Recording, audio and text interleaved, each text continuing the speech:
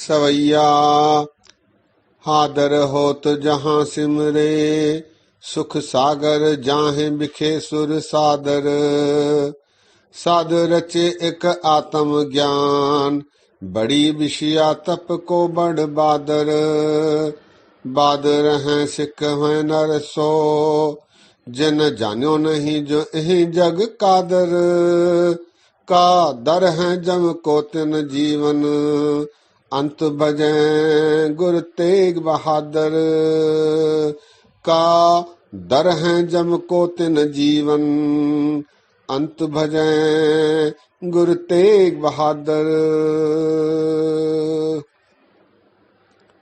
सत्कार्यो सत्संगियो, वाहिगुरु जी का खालसा, वाहिगुरु जी की फतेह। ये सवैया भाई संतोख सिंह जी का है, जो महान ग्रंथ गुरप्रताप सूरज प्रकाश के रचयिता हैं। आपने इस ग्रंथ की आरंभता में 10 गुरुओं की मंगलाचरण किया है। गुरु तेग बहादुर जी का मंगलाचरण आप जी ने इस सवैये के माध्यम से किया। सत्संगियों, आज श्री गुरु तेग बहादुर साहब जी महाराज जी की वाणियों पर संक्षिप्त रूप से विचार साझे करते हैं। गुरु तेग बहादुर जी महाराज सिखों के 9वें गुरु, तेग बहादुर सिमरिय घर नौ निध आवे धाय। ऐसे विचार गुरु गोविंद सिंह जी के थे श्री गुरु तेग बहादुर साहब जी के संबंध में। तेग बहादुर जी श्री गुरु गोविंद सिंह जी महाराज जी के पिता, 6वें गुरु श्री गुरु हरगोबिंद साहब जी के सुपुत्र थे। आप जी के बारे आम धारणा है कि वे त्यागी और संत महात्मा थे, लेकिन वास्तविकता ये है कि श्री गुरु तेग बहादुर साहब जी महाराज एक महान योद्धा भी थे। आपने श्री गुरु हरगोबिंद साहब जी के साथ एक युद्ध में तलवार के ऐसी कलाएं दर्शाई, इतनी वीरता से युद्ध किया, जिसे देखकर श्री गुरु हरगोबिंद साहब जी महाराज ने इनका नाम त्यागमल से बदलकर तेग बहादुर रखा था। वास्तविकता ये है कि संत सिपाही की नींव श्री गुरु तेग बहादुर साहब जी महाराज जी ने रखी, जिसे आगे चलकर श्री गुरु गोविंद सिंह जी महाराज ने और अग्रसर किया। गुरु तेग बहादुर साहब जी महाराज 11 वर्षों तक गुरुगद्दी पर शोभायमान रहे। आप जी की वाणी गुरु गोविंद सिंह जी महाराज जी ने श्री गुरु ग्रंथ साहब जी में बाद में चढ़ाई। गुरु तेग बहादुर साहब जी के 115 शब्द श्लोक श्री गुरु ग्रंथ साहब जी में हैं। 15 रागों में महाराज जी की वाणी है। 58 शब्द 15 रागों में और 57 श्लोक श्री गुरु तेग बहादुर साहब जी के गुरु ग्रंथ साहब जी में हैं। गौड़ी में 9, आसा में 1, देवगंधारी में 3, बिहागड़ा में 1, सोरठ में 12, धनासरी में 4, जैतश्री में 3, टोडी में 1, तिलंग में 3, बिलावल में 3, रामकली में 3, मारू में 3, बसंत हिंडोल में 1, बसंत में 4, सारंग में 3 और जैजावंती में 4 शब्द हैं। गुरु गोविंद सिंह जी ने गुरु ग्रंथ साहब जी में एक राग जोड़ा है, राग जयजावंती। इनमें 4 शब्द हैं। ये चारों शब्द श्री गुरु तेग बहादुर साहब जी महाराज जी के हैं। गुरु तेग बहादुर साहब जी की वाणी की विशेषता ये है कि इनके जो 58 शब्द हैं, इनमें प्रत्येक शब्द में पहली पंक्ति रहाव वाली पंक्ति है, केंद्रीय भाव वाली पंक्ति है। गुरु तेग बहादुर साहब जी की वाणी चौपदों में है, जिनमें दुपदे और तिपदे हैं। गुरु तेग बहादुर साहब जी की कोई अष्टपदियां नहीं हैं।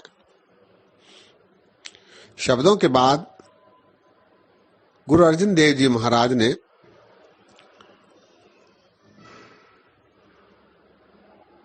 रागों में आए वारों और छंतों आदि के साथ गुरुओं के, भक्तों के और गुरु घर के निकटवर्तियों के श्लोक लगाए।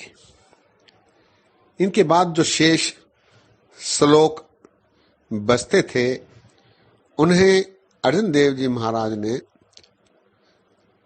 श्लोक वारांते वधीक इस सिरलेख से अंत में रखा।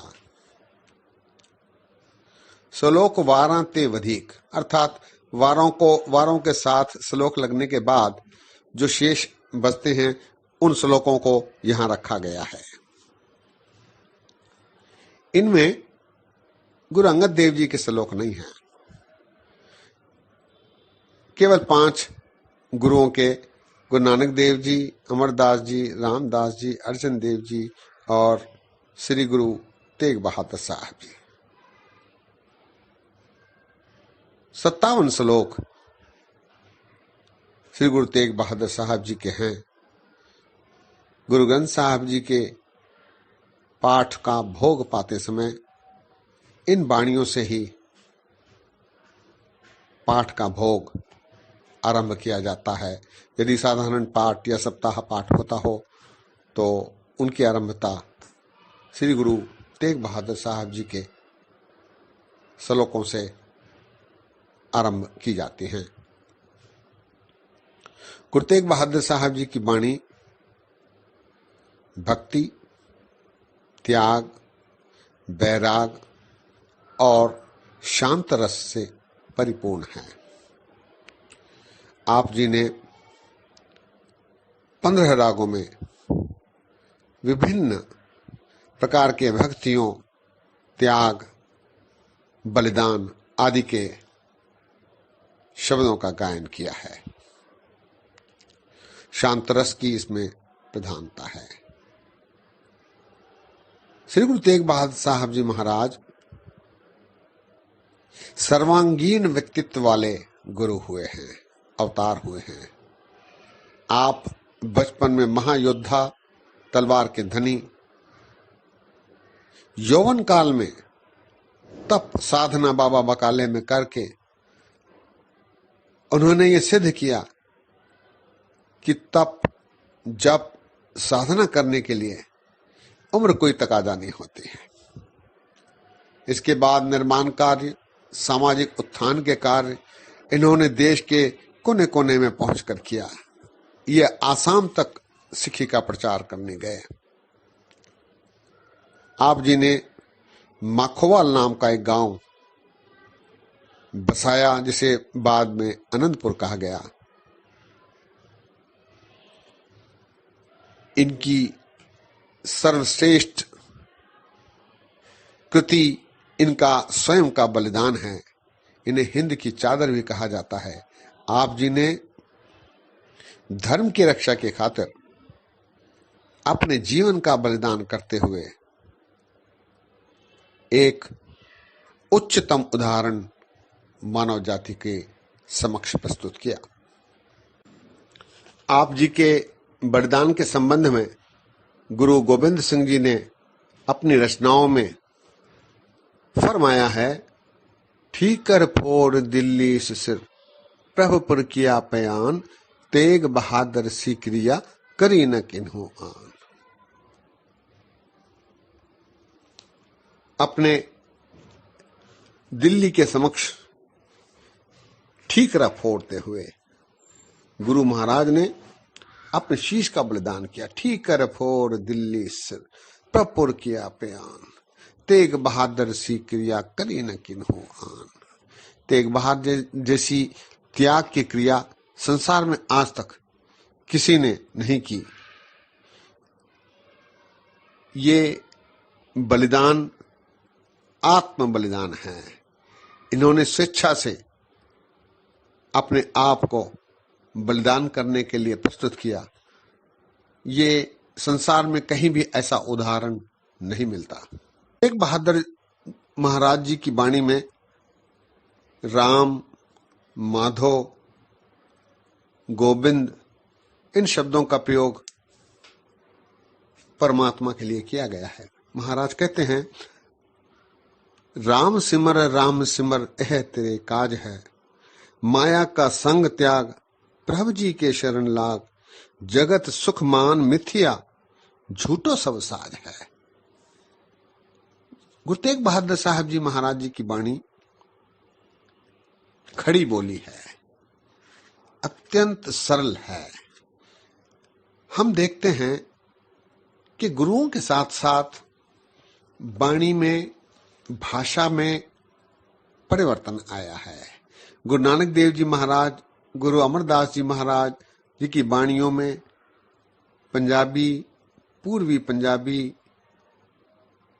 इनका पुट है, जबकि गुरु तेग बहादुर साहब जी की वाणी में खड़ी बोली का प्राधान्य है और गुरु गोविंद सिंह जी के आने तक ये ब्रज भाषा का रूप ले लेती है। भक्ति को प्राधान्य देते हुए गुरु तेग बहादुर जी महाराज फरमाते हैं, साधो गोविंद के गुण गाओ, मानस जन्म अमोलक पायो, बिरथा काहे गवाओ। पाप से डरने की चेतावनी देते हुए महाराज कहते हैं, नर अचेत पाप से डर रे, दीन दयाल सगल भय भंजन, शरणता है तुम पर रे। साधुओं को धिक्कारते हुए महाराज कहते हैं, काहे रे बन खोजन जाही, सरब निवासी सदा अलेपा, तो ही संग सनाही, तो ही संग समाही।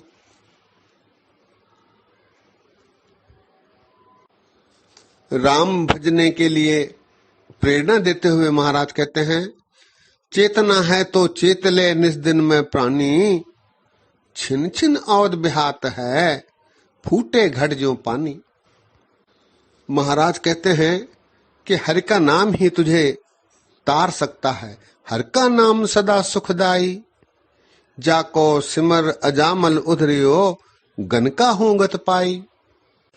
हरि के बिना कोई और सहाय नहीं हो सकता। महाराज कहते हैं, हरि बिन तेरो कौन सहाई, काकी मात पिता सुत बनता, को काहू को भाई। गुरु तेग बहादुर साहब जी के जो श्लोक हैं वो सारे ही उपदेशक हैं। उपदेश देते हुए महाराज कहते हैं, गुण गोविंद गायो नहीं जन्म अकारत कीन, कह नानक सुन रे मना, जहविद जल को मीन। जग को मिथ्या मानते हुए महाराज कहते हैं, जग रचना सब झूठ है, जान ले हो रे मीत, कह नानक थिर ना रहे, जो बालू की भीत। बालू कहते हैं रेत को, जो बालू की भीत। गुरु तेग बहादुर साहब जी कहते हैं, जगत में झूठी देखी प्रीत, अपने ही सुख स्यों सब लागे, क्या दारा क्या मीत। मेरो मेरो सबे कहते हैं, हित स्यों बांधियो चीत, अंतकाल संगी नहीं को, यह अचरज है रीत।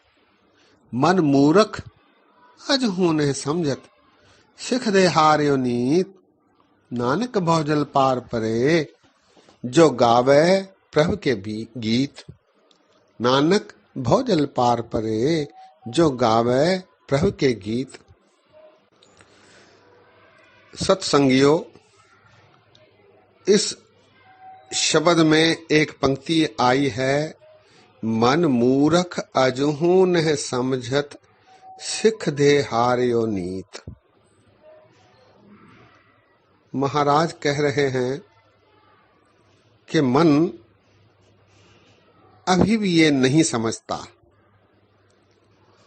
मैं उपदेश देते देते हार गया हूं, लेकिन मनुष्य इस ओर ध्यान नहीं देता। सत्संगियों, ये वास्तविकता है। ये हम पर चरितार्थ हो रही है। हम दास माफी मांगते हुए ये वचन कहता है, उदाहरण के लिए हम कई दिनों से गुरु ग्रंथ साहिब जी में आए विभिन्न लेखकों रचनाकारों की वाणियों पर विचार साझे करते आ रहे हैं। इनको हमने कभी कभी ध्यान से भी सुना है, लेकिन इसे चरितार्थ करने में दास माफी मांगते हुए कहता है, हम चूक रहे हैं। तो ऐसी वाणी पढ़ने का क्या लाभ, ऐसी वाणी सुनने का क्या लाभ जिसे हम चरितार्थ न कर सकें। जन्म सफल करना हो तो इस पर चलना होगा।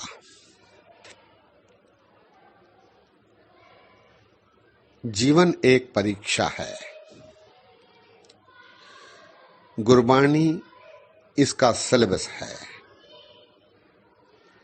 हम सिलेबस मोटे रूप में भी पढ़ रहे हैं, एक एक प्रश्न का उत्तर भी पढ़ रहे हैं, एक एक शब्द का अर्थ भी हम समझ रहे हैं, लेकिन परीक्षा देने से चूक गए हैं।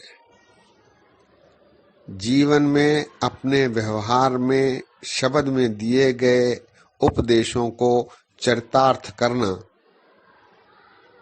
ये परीक्षा देना है। हम में से कई तो ऐसे हैं जो इस सिलेबस को महंगे महंगे पोशाकें उड़ाकर संतुष्टि पा लेते हैं। इस सिलेबस के आसपास सुगंधी करके अच्छे अच्छे अगरबत्ती आदि जलाकर खुश हो जाते हैं।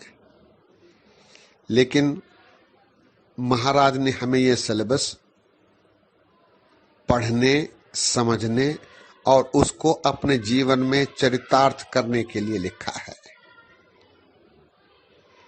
ऐसे सिलेबस का क्या लाभ जिसे पढ़कर हम परीक्षा न दें। दास हाथ जोड़कर सभी से क्षमा मांगता है, लेकिन यह वास्तविकता है। मन मूरख अजहू नह समझत, सिख दे हारियो नीत। गुरु तेग बहादुर साहब जी ने 3-4 शब्दों में, श्लोकों में ऐसे विचार रखे हैं। निज कर देखियो जगत में, को काहू को ना है, नानक थिर हरि भक्ति है, तह राखो मन माहे। महाराज ने अपने निजी अनुभव के आधार पर अपने वचन कहे हैं। मन मूरख अजहू नह समझत, सिख दे हारियो नीत। कभी कभी दास को लगता है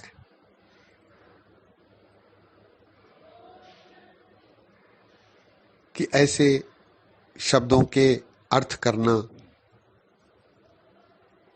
ढूंढकर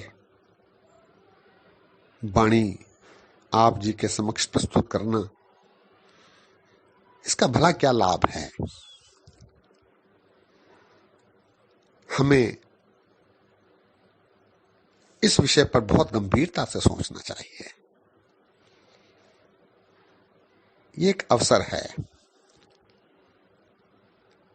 ये ऐसा अवसर, दास अपने अनुभव के आधार पर कहता है कि दूसरे धर्मों में इतने अवसर प्राप्त नहीं हैं। वहां जोर जबरदस्ती है, वहां खुलापन नहीं है, वहां बाह्याडंबरों से जकड़ दिया गया है। सिख पंथ में इसकी खुल है, आजादी है।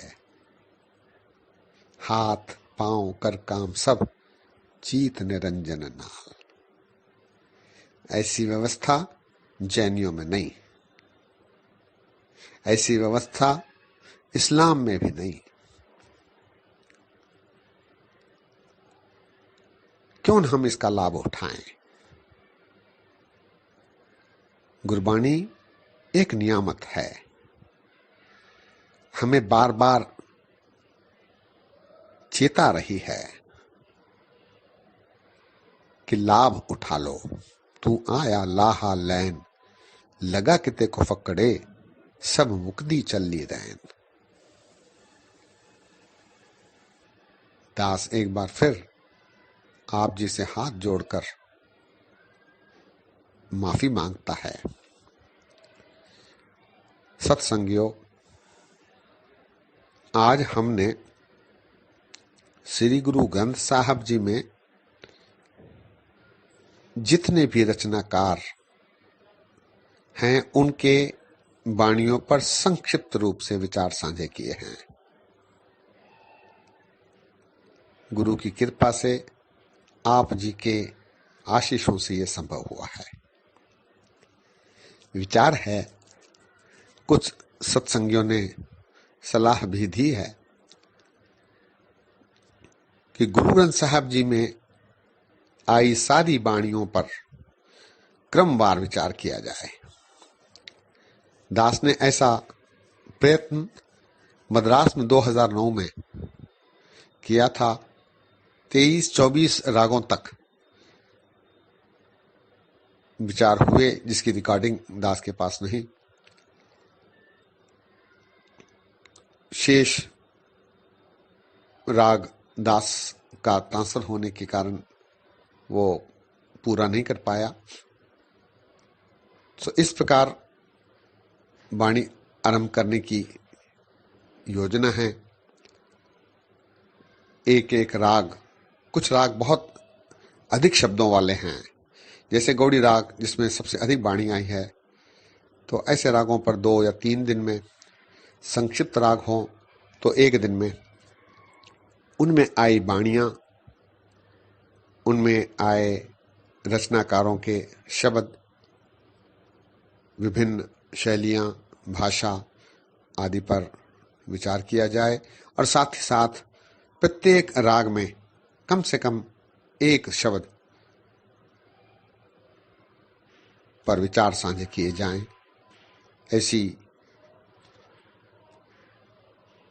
ऐसा विचार मन में है। कुछ सत्संगियों ने सलाह भी दी है, जल्दी ही इसकी आरंभता करते हैं। गुरु कृपा करे ताकि हम गुरु ग्रंथ साहब जी में आई सारी वाणियों पर यथाशीघ्र विचार साझे कर सकें, क्योंकि श्री गुरु ग्रंथ साहब जी के खुलासे के रूप में जो वाणियां आई हैं वो भाई गुरदास जी के वारों और कवित्व में हैं।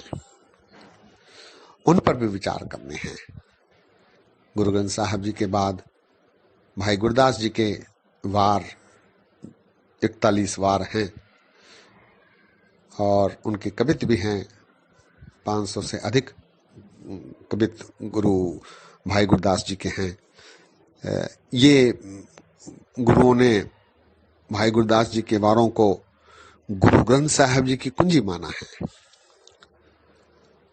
गुरु ग्रंथ साहब जी में जो विचार आए हैं उनका खुलासा भाई गुरदास जी ने किया है, उन पर भी विचार करने की आवश्यकता है। गुरु बख्शिश करे। इस प्रकार वाणी का क्रम रखते हैं। दास अब तक व्हाट्सएप पर आपसे विचार साझे करता रहा है। यहाँ समय की सीमा होती थी, 16 MB से ज्यादा दास भेजने में असमर्थ रहता था, लेकिन लड़के ने इसका उपाय बताया है। उसे कुछ कंप्रेस किया जाता है ताकि अधिक समय तक बोला जा सके। दास अब लगभग 30-35 मिनट तक बोल सकेगा, जिससे कंप्रेस करके आप जी को भेजा जा सके। दास के इतने वचन प्रवान करो। अनेक गलतियां हुई हैं। एक बार फिर दास आप सभी से हाथ जोड़कर माफी मांगते हुए फतेह गजाता है। फतेह गजाओ। वाहिगुरु जी का खालसा, वाहिगुरु जी की फतेह।